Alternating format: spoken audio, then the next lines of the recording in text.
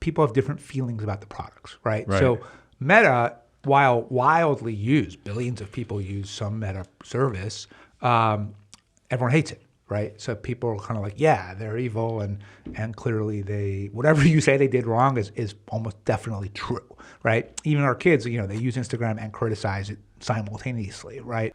Amazon and Google have kind of become utilities, right? You have them in your life, you can't really live without them. I'm not rooting for Amazon or Google, but I don't necessarily hate them either. And then Apple, people like, right? Apple has a very high net promoter score.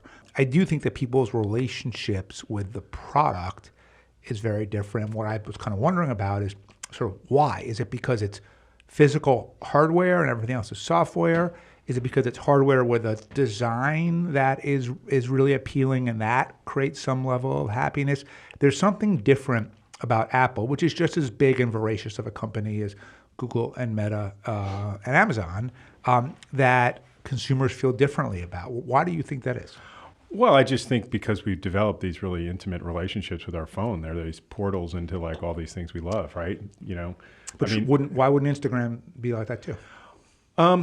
Well, I just think it's just Instagram's a very specific thing, and one can easily live without it, like in fact, life is better without it. I mean, there's just so much great shit on your phone, right? There's just so much stuff that's right there, and Apple's ability to organize that in this really like appealing and I mean, it's addictive way it's incredible. And how do you look at Apple?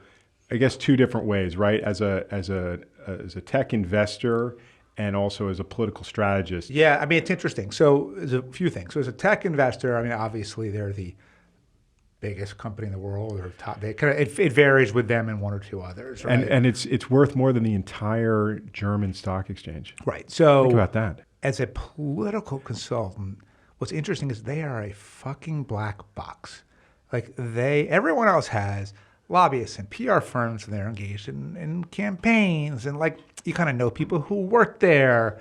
Like Apple is like a hermetically sealed universe and ecosystem that like I don't know anybody that works at Apple, and I don't know anyone that ever does like their public. Clearly, people do it, but I don't even, like you never hear like other consultants like, oh yeah, one of my clients is Apple. Like no one ever seems to say that.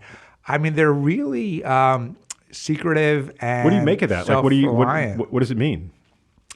I think it is deliberate and probably is why I just drew those distinctions between them being a company that is clearly guilty of major antitrust issues and yet is sort of beloved compared to a Meta that is hated, or a Google and Amazon that is tolerated but not beloved.